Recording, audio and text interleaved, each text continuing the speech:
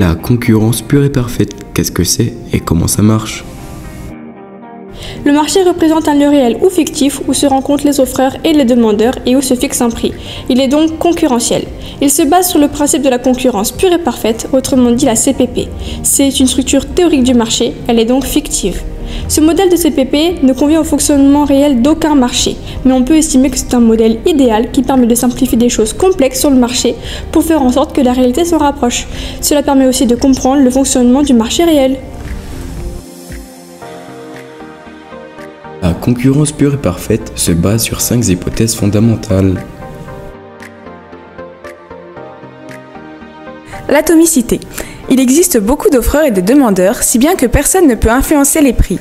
On dit que les vendeurs sont price takers, c'est-à-dire que les prix s'imposent à eux et ils ne peuvent pas l'influencer.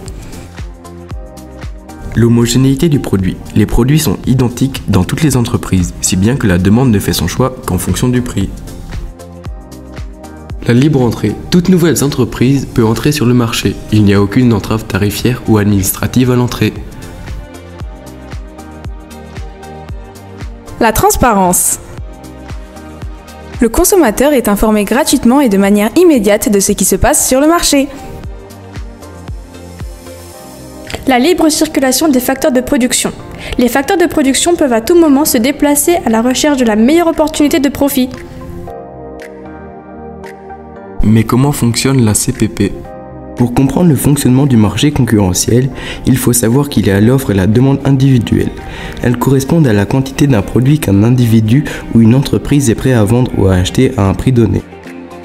L'ensemble de celles-ci forme l'offre et la demande sur le marché. La confrontation de l'offre et de la demande va déterminer le prix d'équilibre sur le marché. C'est le prix pour lequel la quantité offerte est égale à la quantité demandée. Les prix peuvent varier sur le marché selon les situations.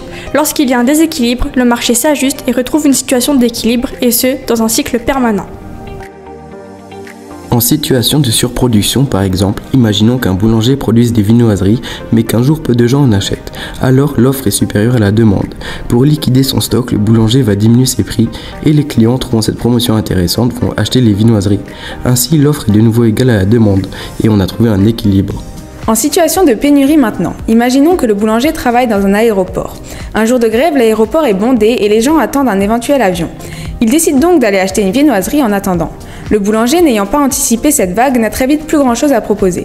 La demande est supérieure à l'offre. Alors il décide d'augmenter ses prix pour maximiser son profit. Face à cette augmentation, la demande diminue et est de nouveau égale à l'offre et on a retrouvé un prix d'équilibre.